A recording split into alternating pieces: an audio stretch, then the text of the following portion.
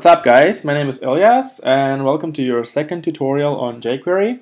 And in this video I'm going to be talking to you about selectors. Since selectors are very important, I can barely imagine any piece of code written in jQuery without the use of selectors. And if you're already familiar with CSS and you already work with it, you have to know what they are. And so you can actually skip this video and get to the next one. Pretty much. So if you don't know what CSS is, or if you don't know how to style an element, you can follow along. Let's add a style tag first. Okay, let's imagine we have a button, and let's say it's button 1, and we want this button not to be standard. We want this button to be larger. So I can just type button. Font size 20 pixel.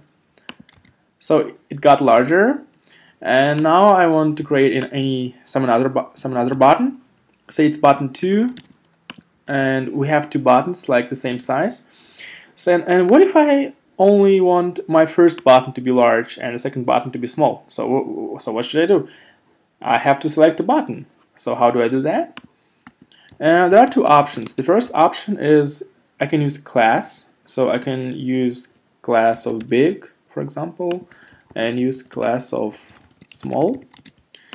And then instead of selecting all the buttons here, I can select only big ones. So, and I put dot. Dot stands for class. It means CSS, go ahead and select all the elements in this document which have class big, and this is this button here, and make it large, like font size 20, and the other element should not be changed. So this is what we done. This is button 1 is large and button 2 is tiny. And what if we want our button small to be even smaller? We can say should be font size like 10 or something. Yeah, or let's say 8. Great. And what if I want to say I want to have like 3 buttons of like 3 big buttons, like button 1.1 and button 1.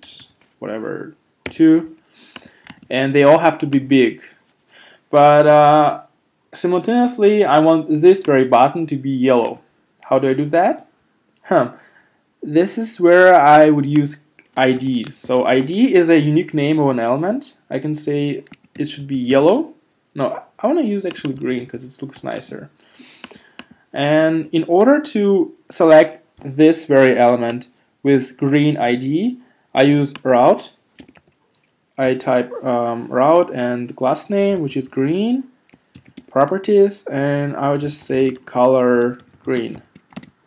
Refresh. And now I see my 3 large buttons with the class large, and only 1 button is green. You probably would ask me why you're talking about CSS and selectors. I mean, what's going on?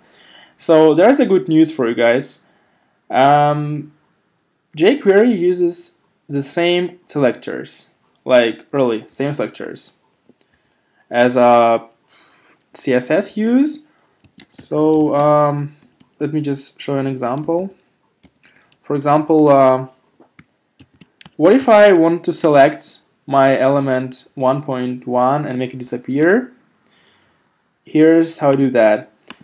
I call jQuery by using this $. I can type jQuery instead, but I will use this $. And in my brackets, in my parentheses, I use this route and type the ID, which is green, like this very ID. And then I put dot and an action. Let's say I want to hide it. Let's run the code. Yeah, and it's gone. And let's say I want to hide all the elements with class big. So what do I do here? I replace this route with a dot, and it means I'm referring to the whole class. and I type big instead. And so I'm about to hide all the elements which have the class of big.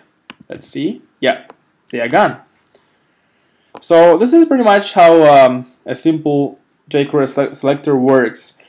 There are way more complicated combinations of selectors, and sometimes you have like very large structures of your HTML document, and you want to select any certain element, so you would use a lot of selectors.